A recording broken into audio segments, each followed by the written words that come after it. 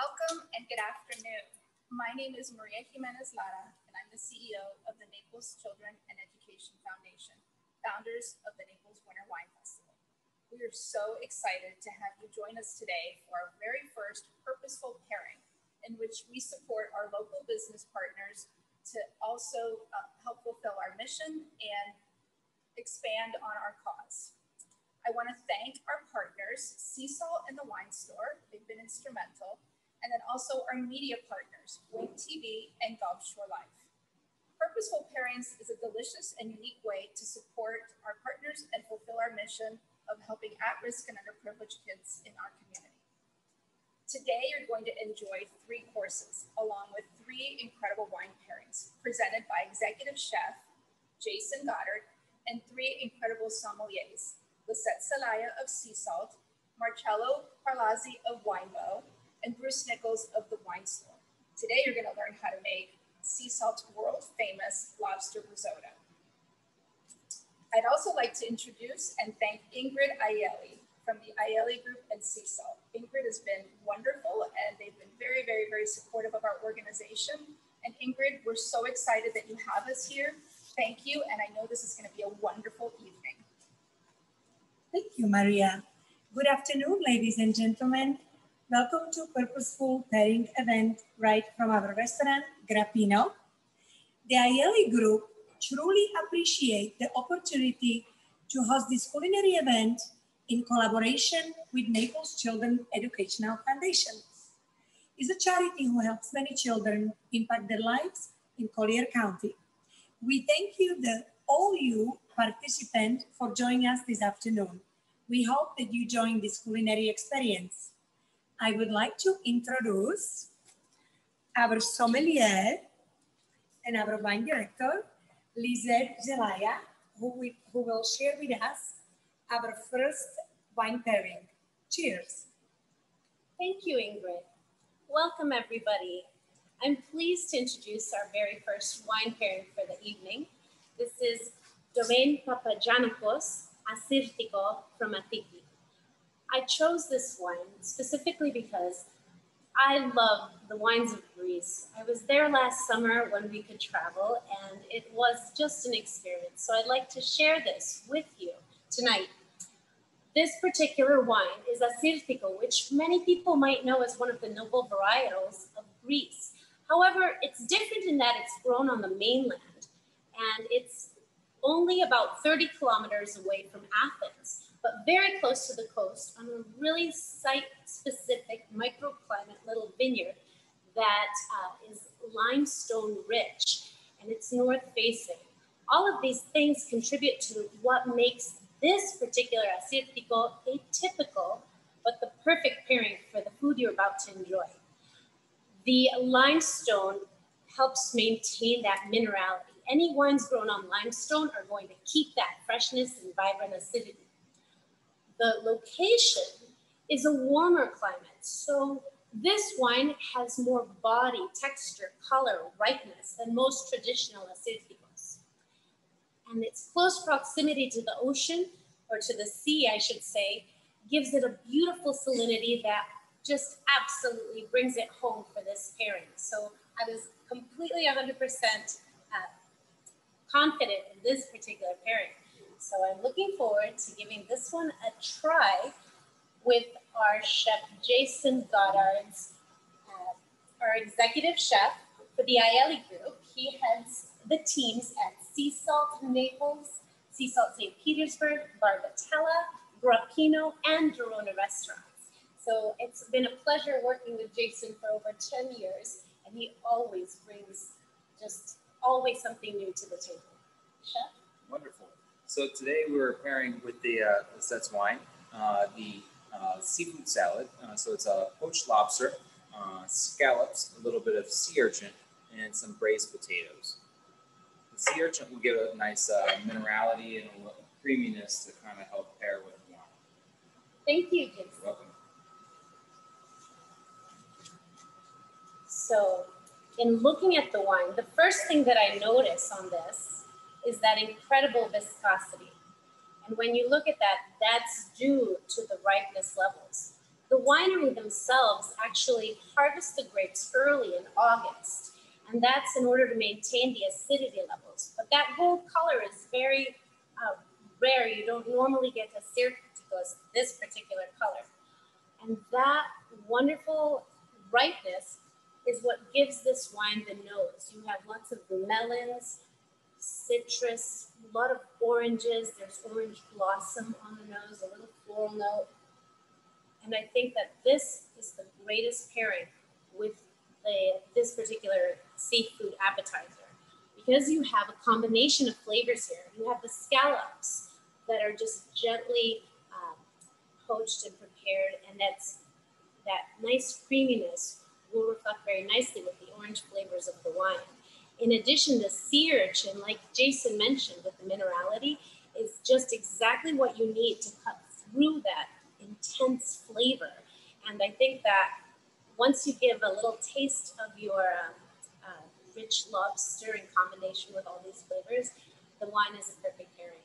I hope you do enjoy this and have as much fun with it as we have had preparing it for you. Cheers.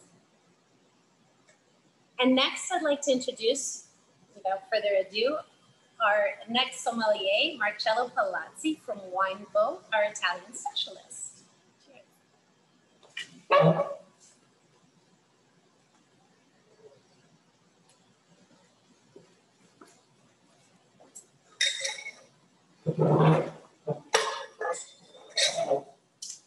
Buonasera and good evening to all of you, my friends. I am extremely happy and proud to be here today for this fantastic event.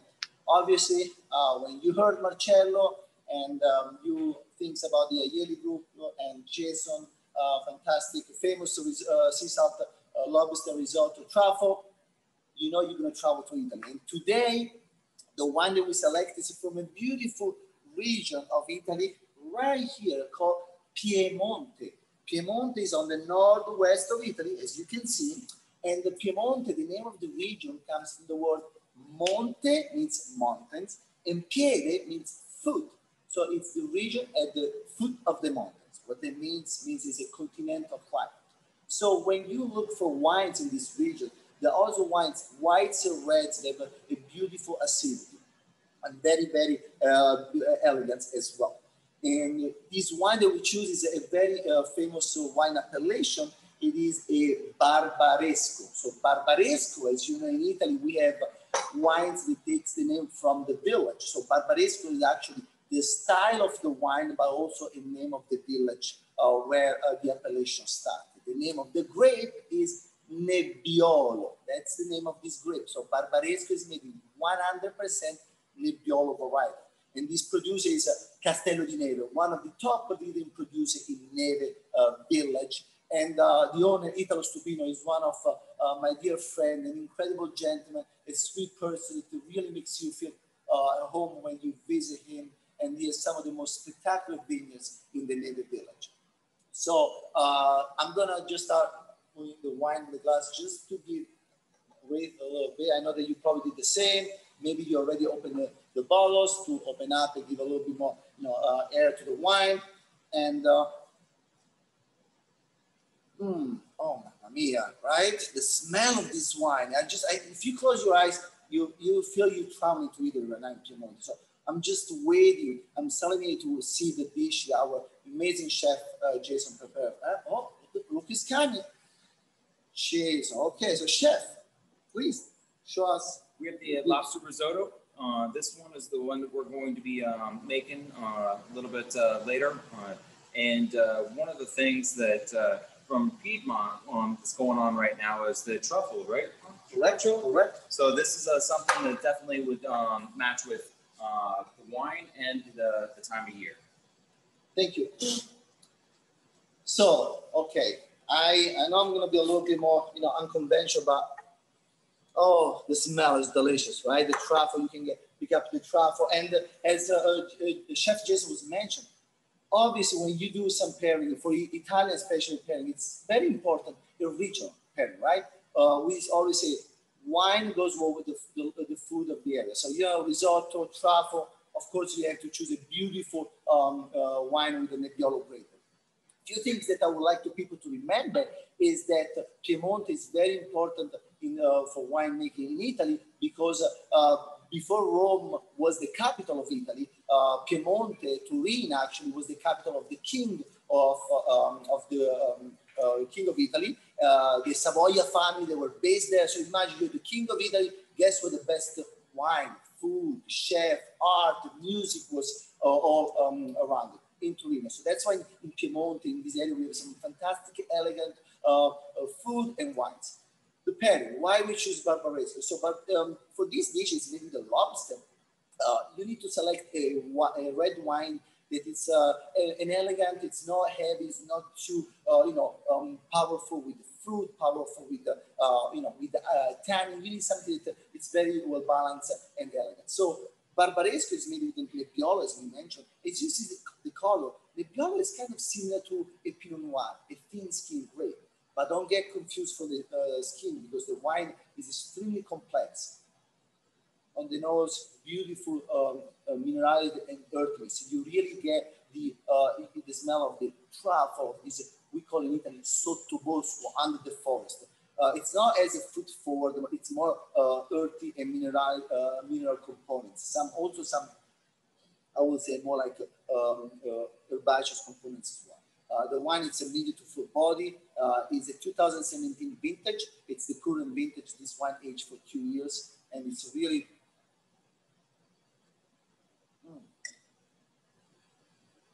wow.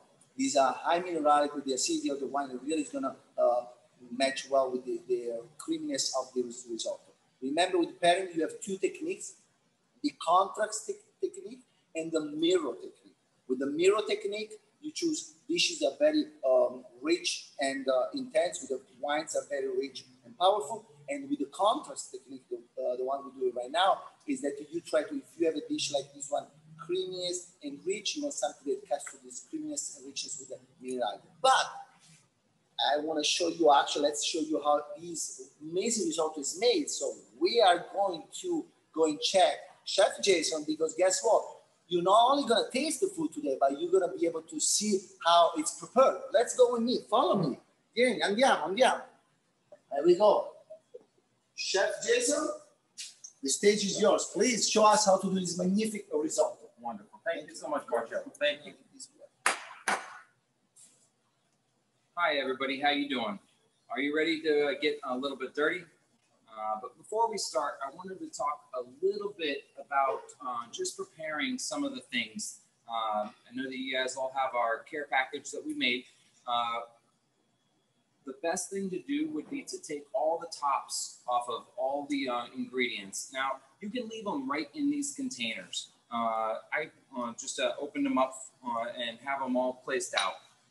You don't really have to place them out in any specific order, but just getting them ready when you're in the process of making the risotto will definitely help a lot. So before we get started, if you're going to be using gas stove, definitely try to get a pan with maybe a thicker bottom, or or if you're using electric, something that would be able to transmit the heat decently. We're going to be cooking a little bit less of a temperature, about a medium to medium high heat, just so that we don't get the risotto to stick. So speaking of risotto, what is risotto? Risotto is a technique. It's not actually the type of rice. There's a bunch of different types of rices that could be used. A lot of them are, the class of rice is going to be a short grain, a little bit elliptical in size. If you see here, and what you have in front of you, that one's going to be a Carnaroli rice. Now, I use a Carnaroli rice because it's a little bit more sturdy of a grain, and to keep that al dente texture is going to be desired for a good risotto. Now, in Italy, they eat that rice maybe just a little bit more al dente than they do over here. We'll show a couple at one point where you can add just a touch more liquid in there to have a more creamy texture. But everything that's been portioned out, ready to go for you. So you don't have to do any measuring. Everything's just going to be pretty much plug and play. The rice that we're using is an Acarello rice. You can find this at Wynn's Market. You should be able to find it over at Whole Foods, any specialty market, and Amazon if you don't want to travel out. I like this one in particularly because it has a little bit extra stability of the grain of rice. And what happens is when you're making the risotto, you're actually knocking down the outside of the grain of rice, and that causes the rice starches to go into the liquid and thicken it up and give it that creamy-esque type of texture that we're looking for. All right, so to start, we're gonna just turn our stoves on, and we're gonna preheat the pan for not more than a minute. So we're gonna do about medium-high heat if you're using the electric. If you're using the gas, kind of about the same thing, about medium. Now, the first stage of cooking the rice is going to be to toast the rice. So we're gonna start with the olive oil. We have two types of oils that are in the package. One is going to be, you can tell it's got the truffle smell to it. So that's the truffle oil. That's going to be left for the end. And then the regular olive oil. We're going to use one piece of the butter. You should have about 4 to 5 pieces in your packet. So we're going to use one of those to start as well to toast the rice.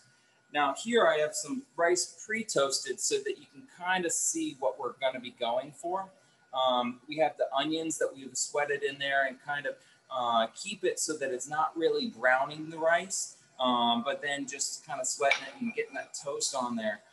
That also helps a little bit of that flavor go for it. So we can add our oil.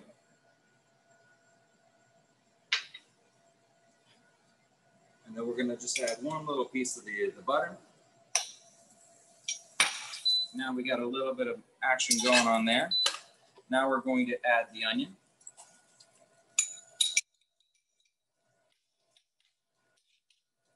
Now, with adding the oil to the pan, I try to make sure that depending on the heat of the pan, the oil should run very similar to the legs on a glass of wine.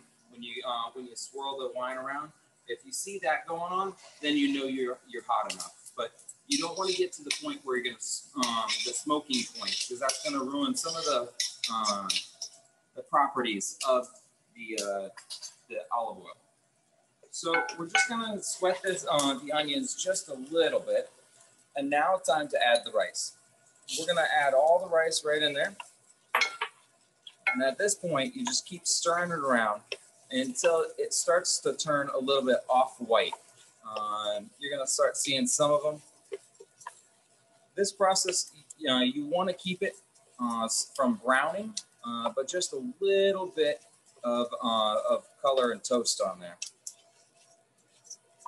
And what we're going to use to keep that from over browning, or if it's starting to get a little brown, it's okay.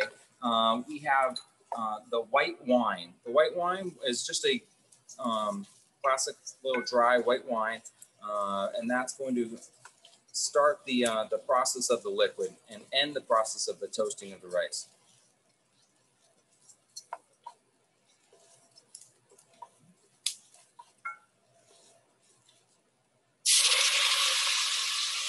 There you go. And that's going to get that process there.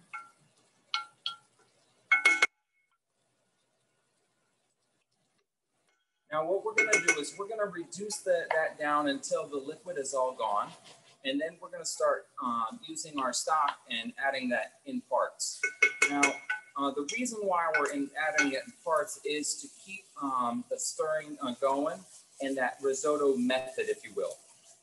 So now that the wine is all reduced out of there, we're going to add about 1/3 of the liquid in there, just above the level of the rice itself.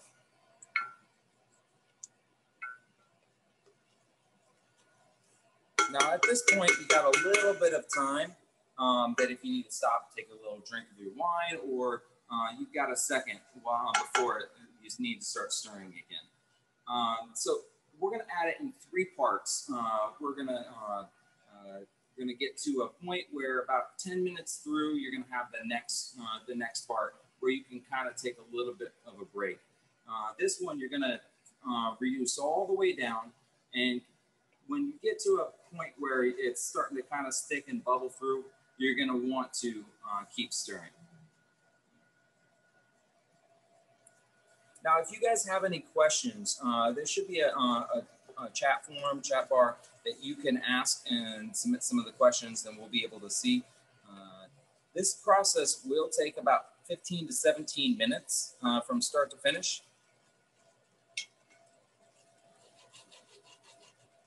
So you see it starting to, the liquid starting to reduce down real good. Now we're going to keep going a little bit further.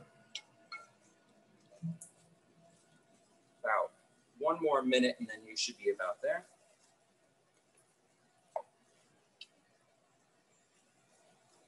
Chef, we have a question coming in. Yes, ma'am. Can these recipes be easily double or triple for a dinner party?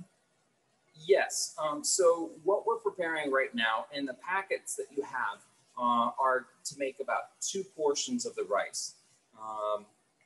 Then what you can do, the recipe that's on the piece of paper, this one will make about 4 portions. But then you can just multiply it out. All right, so we are time to add the next liquid. See how it's kind of sticking there and all that liquid level is down? So now we're going to add the next part of the liquid. And you can see we're about another third in there, just over the level.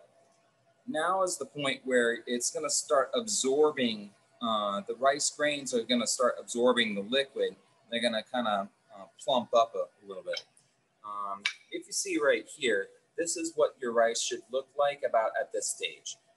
It's going to still be whole, but you're starting to absorb, and it's a little bit thicker of a rice right now. Chef, a question coming in. It is necessary to heat the stock before adding to rice?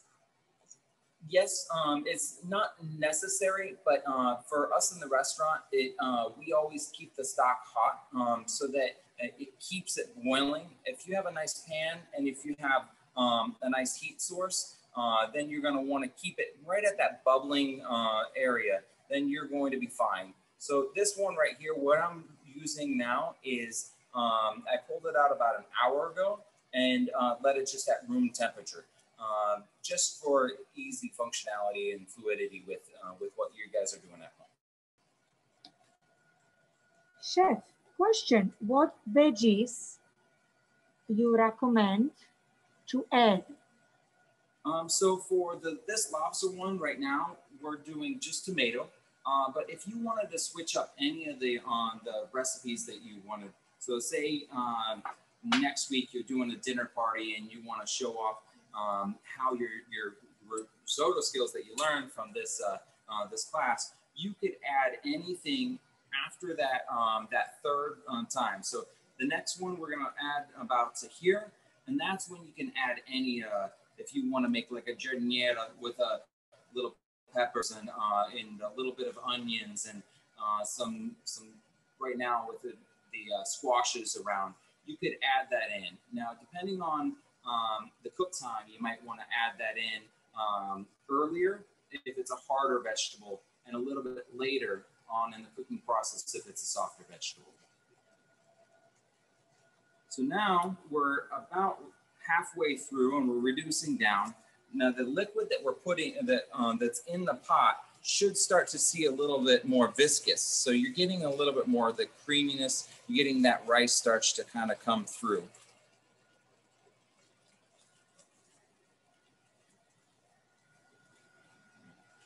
So at this point, you still have a second that you can kind of prepare your other ingredients. The next step after the next reduction, you're going to be adding your protein. We have the lobster, and we're also going to be adding in the tomato. And then all the other ingredients that we have in the box are going to be the finishers, if you will. So you're going to get to a point where after the last reduction of liquid, then you're going to add in your lobster and your tomato. And then you're going to kind of get that one just working nice and hot and everything. And then you're going to finish with the butter, the cheese, and a little bit of the truffle oil. And then at the last moment, with a little salt and peppers in there, at the last minute, fold in those greens just to keep them nice and bright and vibrant. Now we're getting to the point where it's time to add a little bit more of the liquid in there. So we're going to just add that in there. And I have just a little bit left, just to kind of get this one.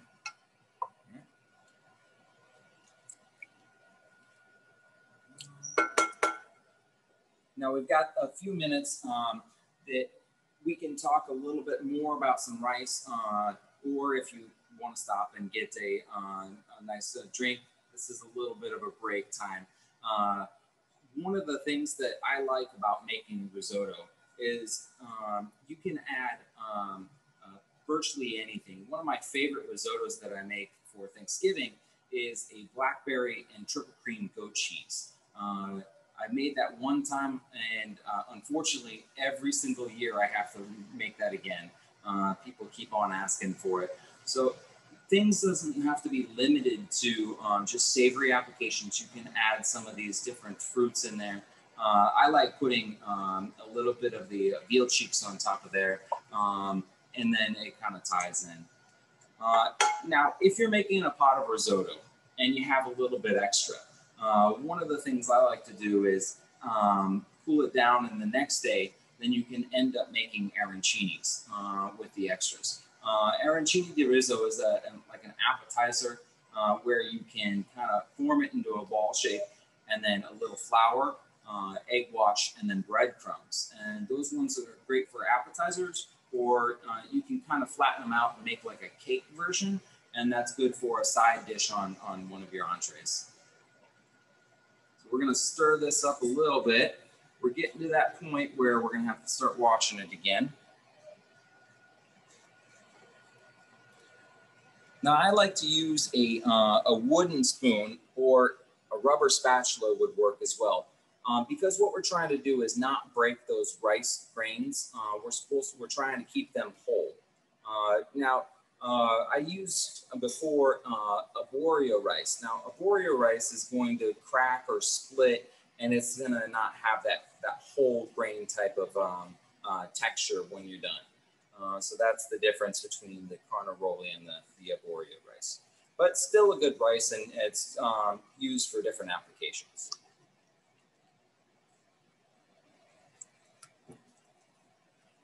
So this one right here, we're to a point where we keep going. Now, one of the things when you order a rice at, say, a restaurant, you go out to eat, and it's almost like the souffle. You got to order it 20, 30 minutes in advance, or whole fish, like what we do down at Sea Salt. It allows a little bit of time, and now you see why for the chefs to start to prepare, because we're making it express. We're doing it straight from the raw grain. So it's a good time to have some appetizer. If you're still nibbling on your first course, this is the perfect time to do that as well. And if you have any questions, don't forget, we have that chat form that you can ask, and we can keep going. And just do a little bit of stirring. Now, say if you're at home and you're worried about it sticking too much on the bottom, you can add a little bit of more liquid and keep it from reducing all the way to the demi-sec than what we did. So that's a good way to help kind of smooth things out, but you still want to work in parts. Now, one thing that comparative to a Spanish equivalent, the paella, risotto, you don't want it to stick at all on the bottom of the pan, where the paella, you want it to stick at the crust on the bottom part of it. Chef, question just came in. Is there a quicker way to make risotto? Well, there is a quicker way to make risotto, but it's by working in stages. So if you wanted to do this to the second reduction and then pull it off to the stove and just have a pot of rice just kind of hanging off to the side. Say if you're doing it like a dinner party and you wanted to get some of the stuff out of the way, you could do it all the way to the second reduction, leave it off to the side at room temperature, and then when you pick it up and put it back on the stove, say 30, 45 minutes later, you could start right from that second reduction. And it takes about 12 minutes to finish it from there. So it kind of gives you a little bit of a break, you know, while you're entertaining.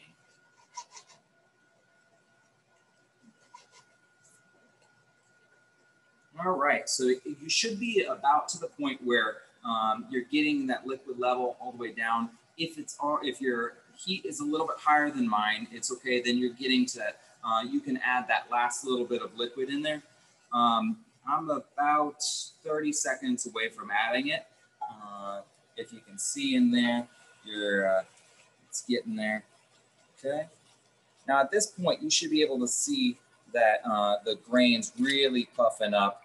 And one of the cool things is if you take one of those kernels on the edge of your spoon, you should be able to see the al dente part of the rice. I don't know if you can see that or not, but it kind of looks a little translucent on the outside, and you see that the actual grain still intact in there, which is really, really good. And that's kind of what we're looking for. So with this rice, we're in a good spot.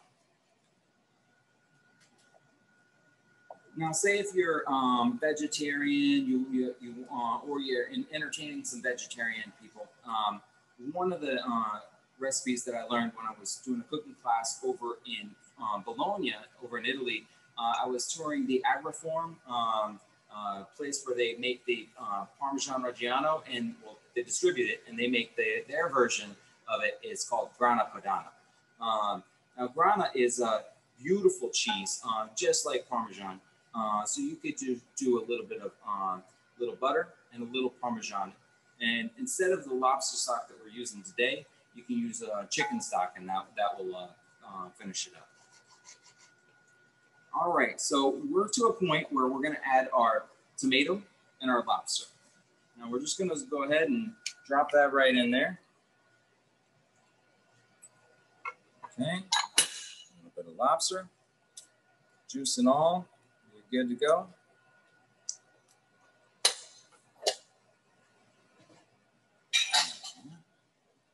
So after that, we're going to have our ingredients that we're going to be putting in there and finishing. We can add in a little bit of our salt.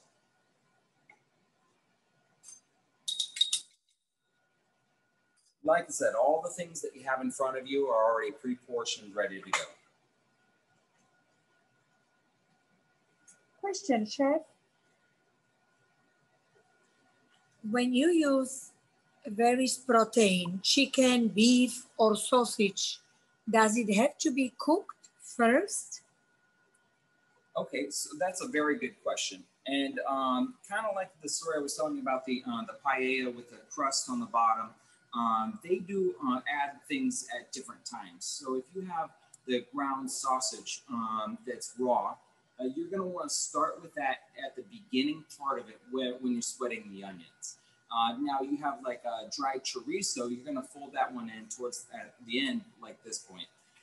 This lobster has been steamed in the shell, whole lobster steamed for about 4 to 5 minutes, just to kind of get it set so it's got a little bit yet time to cook.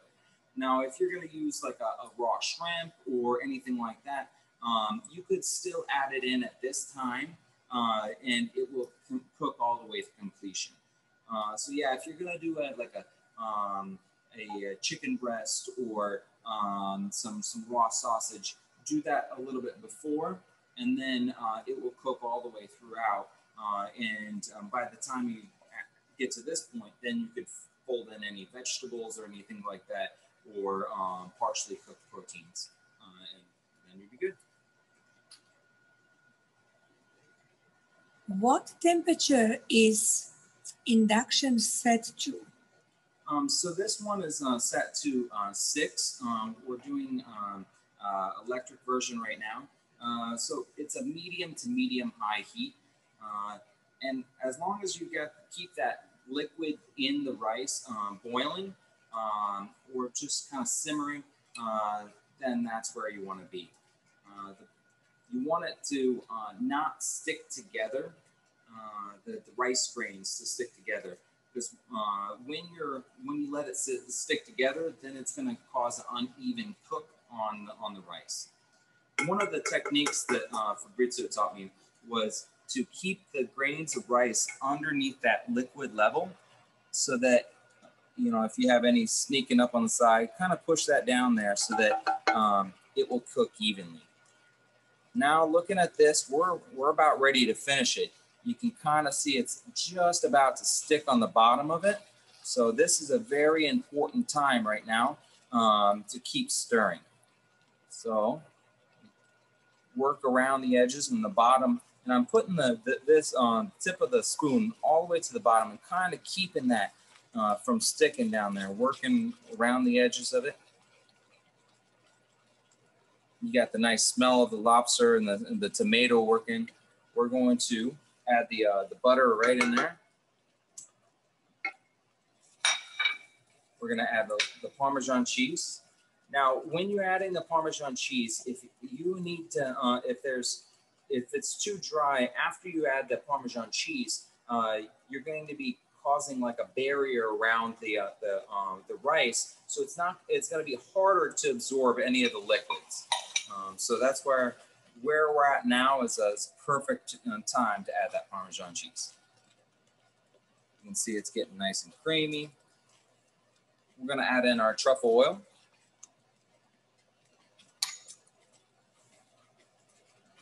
Now we can add in our parsley and a little bit of basil. Now we're in the home stretch. You just got to keep stirring this one, because at this point, you want to let all that cheese and that butter and everything and all the rice and everything just finish and kind of mold together. Now, at the point of the rice being fully cooked and the right texture, it should be thick enough where it can kind of fall on the plate, not just run right on the plate. So that's why we're just kind of moving that around, letting that last little bit of liquid kind of evaporate out of there.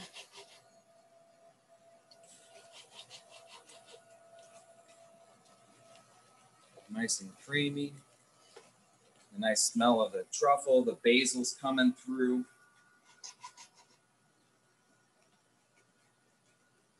And we can cut the heat off on this. You can see it right there, nice and creamy.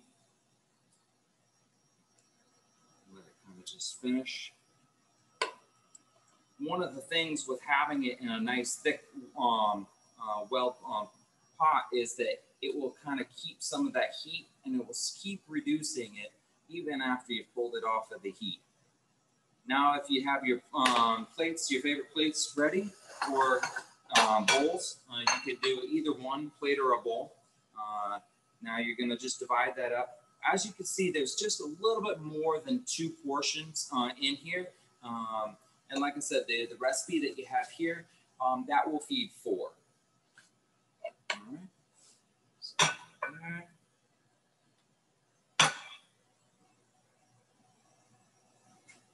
And voila.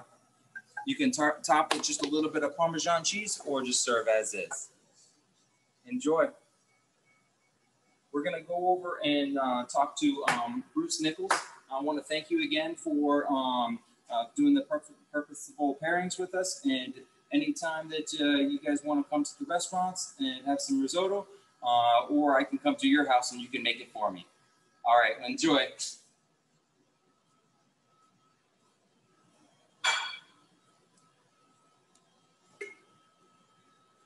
Well, thanks, Chef. Sitting, what am I, maybe 15 feet away from you, the aromas of that dish. I'm ready to eat. So my name is Bruce Nichols. I'm at the wine store, and it's an absolute pleasure to be here with Ingrid and the team from the LA group, as well as with NCEF. And today, I want to send a special shout out to Lisette for really taking us outside the box a little bit with this particular pairing. Champagne and sparkling wines are a wonderful, wonderful way to end a meal. But generally, when we think about dessert wines, we think about either on the red side, we drink port, or on the whites, sauternes. And both of those wines are heavy, relatively heavy wines. So this is an opportunity to end a wonderful meal on a little bit lighter note with the sparkling wine. And Lisette has picked out a particularly unusual, if you will, and an unusual in a good way, but a very different wine. And I think the best way to talk to you about this wine a little bit is have you look at the label. We want to look at both the front label and the back label here, and it will help bring into focus what this wine is all about. Henri Champagneux.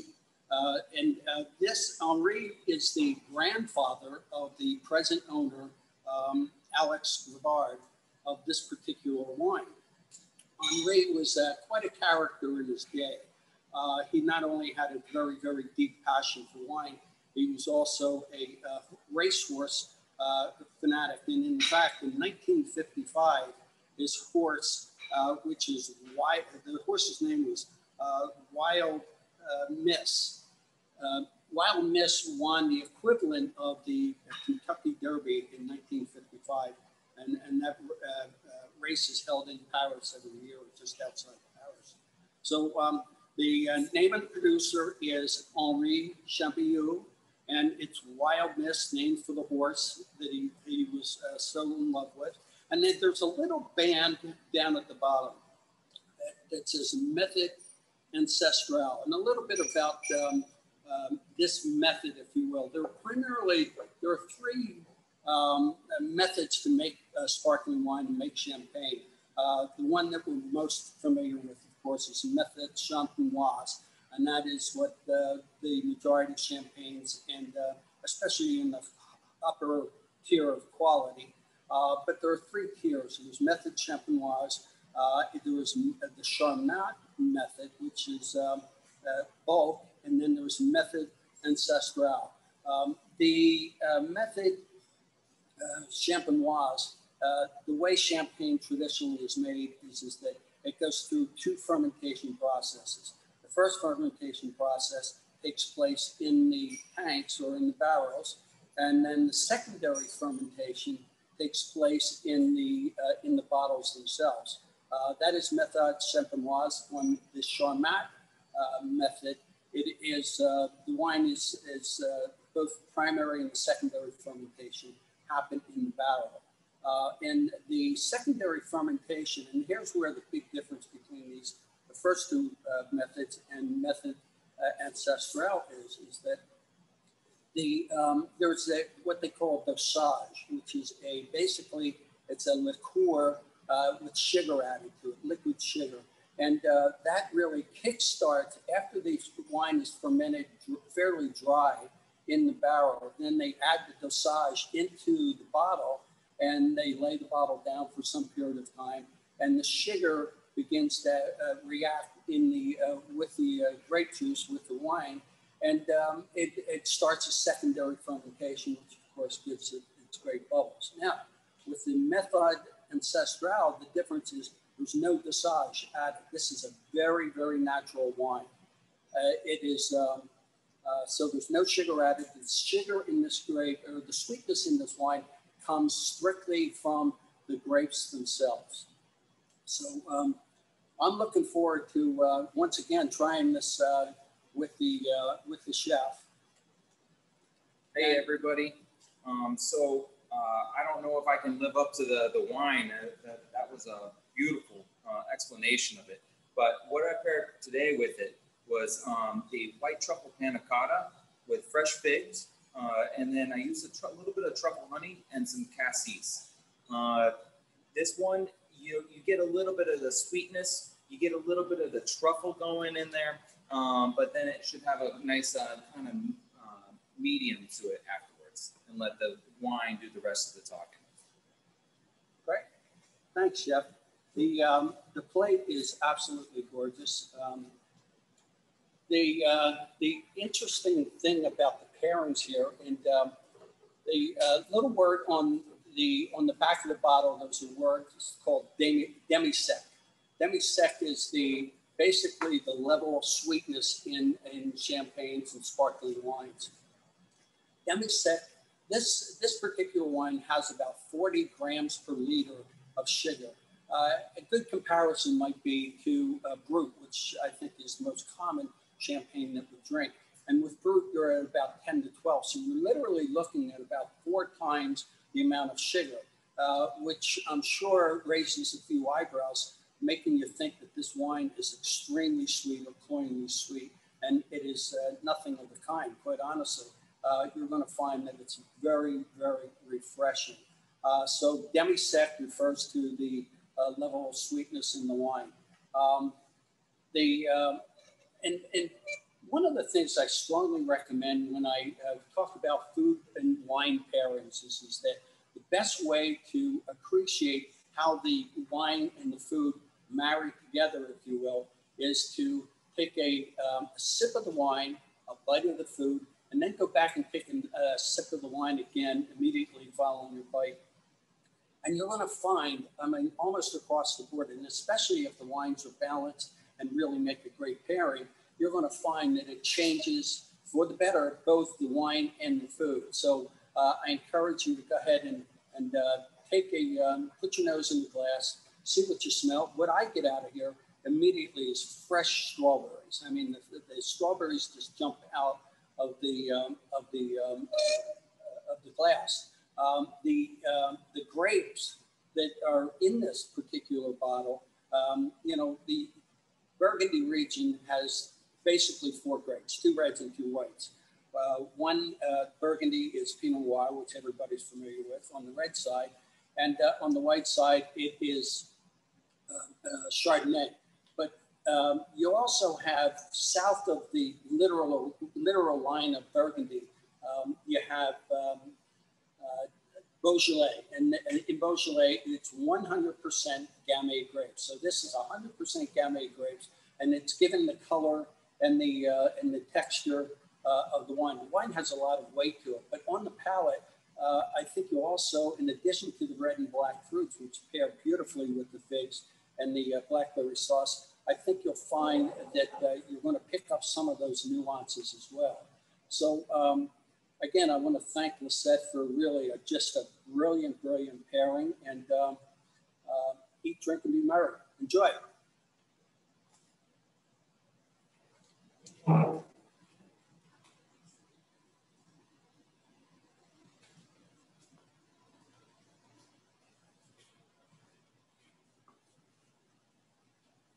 Thank you, Bruce. That was awesome.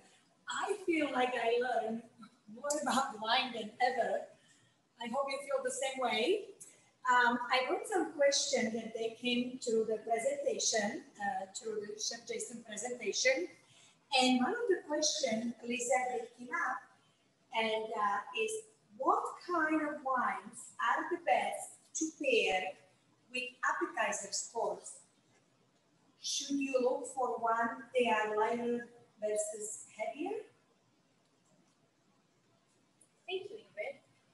So, what kind of wine should you pair with an appetizer course, whether it's lighter or heavier? And I would completely have to recommend pairing your wine based on what your appetizers are. For instance, if you're having a lighter seafood fare appetizer, I would recommend something that's lighter, crisper, like albariños from Spain. We have even champagnes are a wonderful way to start the evening. I always go with that choice. But really, it depends on what you're starting with. So, for instance, if it's a heavier appetizer, you can have meat dishes like little meatballs, or really, those would lend themselves better to a red wine. So that question is pretty open, because that one would have to really take into account what food you're preparing for your appetizers. Or you can do it just like they do in the Greek style, where they have all the wines open in the middle of the table, like some chilling, some on the table, and you can choose and select what you prefer.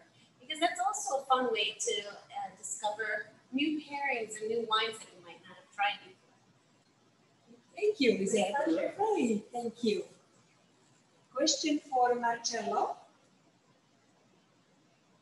Are there other great wines to pair with risotto? Okay, well, yes. The most important thing to remember, I believe, when you pair, it's not just in this case, the risotto, the grain or the carbohydrate, but also the other components, right? If it's going to be a seafood risotto, if it's going to be a mushroom, if it's going to be a risotto with some meat component, creamy, cheesy. So it depends on the other ingredients that all together make the dish. But traditionally, as I mentioned before with the second pairing of tonight, it's always a good idea to remember the food, the regional food goes with the regional wine. So in Piemonte, risotto is very popular. In Piemonte, actually the risotto that Jason chose tonight comes from Piemonte. And I would say that we are likely with some great wines, whites and reds from Piemonte to pick. So if you want to do a risotto that it's a little bit, let's say you do a something on the lighter style for risotto, maybe with some, notes of lemon or maybe some a little bit more citrus notes, you can have a Hermes. If you do something with a little bit more mushroom, some cheese, like some beautiful Frontina cheese, you may want to go something like a little bolder red, like a Barolo, or maybe even if you want to do something a little bit softer, you can even choose a wine that is a little bit more medium boil, depending how you feel, if it's your first wine, first dish of the day, or if it's your second, on the meal. But I will say, generally speaking, that you have an open, selection with risotto, depending of what kind of protein or other component on the dish. Thank you, Marcello. We have a question for Jason. What is the sauce that was included with appetizers? And found the question, if you can reheat any leftovers the next day, can you give us input? So yeah, the sauce that was with the appetizer course was made out of the sea urchin. So wanted to give it a nice creamy kind of seafood flavor to keep with it. So I started with a little bit of a shallot and a little bit of white wine, some Pernod, and then sea urchin. And then I blended it up really super creamy, so it had that continuity throughout the dish. That one, if you want to heat it up, you can, but it's best probably about room temperature and tepid for the cold seafood appetizer.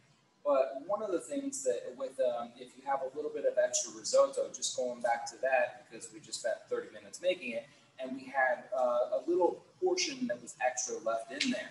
Now you can cool that down in your fridge, or let it cool down on the countertop, and then you can keep that for tomorrow, and you can make those arancinis like I was saying.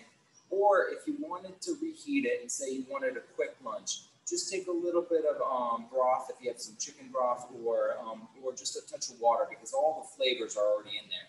And then just in a saute pan, just kind of just reheat it just ever so lightly by adding just a little bit of liquid there, and then you're ready to go. Great. Soon we will all feel like the pros. Question for Mr. Bruce is, should all the sparkling wine be served in food? Ooh, what a controversial question that is. As you may have noticed on the table when I was tasting the wine, I poured that wine into a wine glass, a standard wine glass. Ideally, the new conventional wisdom is that you should drink champagne in a wine glass. And there's some valid reasoning behind that. And that is that the rim of the glass, of the wine glass, has a much wider opening, and that promotes better, on the nose. You just get a lot more of the fruit and a lot more of the attributes that are locked inside the wine, especially when they're in those narrow flutes. So I think the best glass, if you have a wide range of glasses, wine glasses, would be something like a small Chardonnay glass or a Riesling style glass. So just a little bit wider glass, and I think you'll find that the wine really opens up, and both on the nose and then on the palate. Thank you, Bruce. I hope we learned today, and we all become fluent.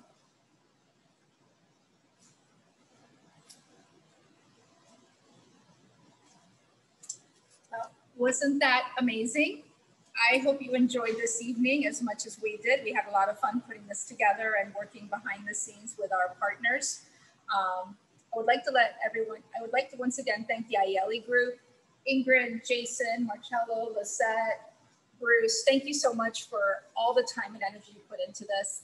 They spent countless hours trying to perfect what we were able to deliver to you, so I hope you enjoyed it. Thank you again also to our media partners, Wink TV and Gulf Shore Live. And thanks to each of you for participating and helping to support our local restaurants and to help NCEF fulfill its mission to support the most vulnerable children in our community. We hope you join us on Saturday, January 30th for our first ever televised event on Wink TV, where we will showcase NCF and our impact we've had on the community. Follow our social media for additional details in the coming months.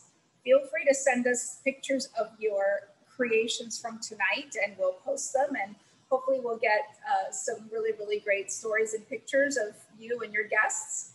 And more importantly, thank you and good night.